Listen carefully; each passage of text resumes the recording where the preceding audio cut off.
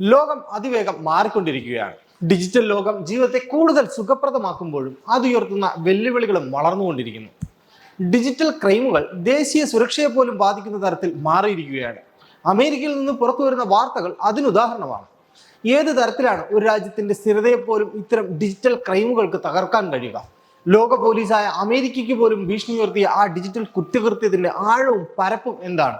നമുക്ക് നോക്കാം. ഏകദേശം $20 ബില്യൺ, അതായത് 1.6 ലക്ഷം കോടിയിലധികം ഇന്ത്യൻ രൂപ.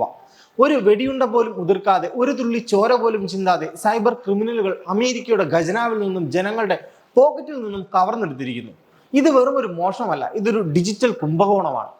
ആകെ നഷ്ടത്തിന്റെ പകുതിയിലധികവും ക്രിപ്റ്റോ കറൻസി വഴിയുള്ള തട്ടിപ്പുകളാണ്.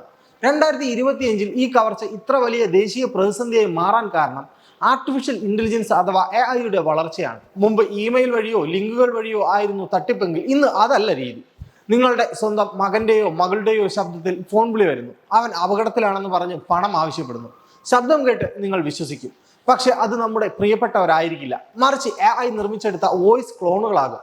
ഇത്തരത്തിലുള്ള AI വഴി മാത്രം ഏകദേശം $893 മില്യൺ അമേരിക്കയിൽ നഷ്ടമായിട്ടുണ്ട്. ഉന്നത ഉദ്യോഗസ്ഥരുടെ മുഖം ഉപയോഗിച്ച് നിർമ്മിക്കുന്ന ഡീപ് ഫേക്ക് വീഡിയോകൾ വഴി കോടിക്കണക്കിന് രൂപയുടെ ഇടപാടുകളാണ് വ്യാജമായി നടക്കുന്നത്.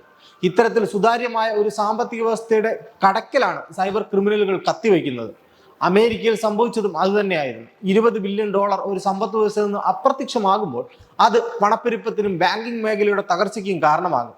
സർക്കാർ ഫണ്ടുകൾ, പെൻഷൻ പണം എന്നിവ ഹാക്കർമാർ തട്ടിയെടുക്കുമ്പോൾ സാധാരണക്കാരന് ഭരണകൂടത്തിലുള്ള വിശ്വാസം നഷ്ടപ്പെടുന്നു. ഇതിനു പിന്നിൽ ചൈനീസ്, റഷ്യൻ ഹാക്കർമാരാണെന്നാണ് റിപ്പോർട്ടുകൾ സൂചിപ്പിക്കുന്നത്. ഇത് രാജ്യങ്ങൾ തമ്മിലുള്ള അദൃശ്യമായ ഒരു സൈബർ യുദ്ധമാണെന്നും പാശ്ചാത്യ മാധ്യമങ്ങൾ പറയുന്നു. ഒരു രാജ്യത്തെ ആഭ്യന്തരമായി തകർക്കാൻ ഇതിലും വലിയൊരു ആയുധം വേറെയില്ല. തട്ടിയെടുക്കുന്ന പണം നിമിഷങ്ങൾക്കുള്ളിൽ ക്രിപ്റ്റോ കറൻസിയാക്കി മാറ്റപ്പെടുന്നു.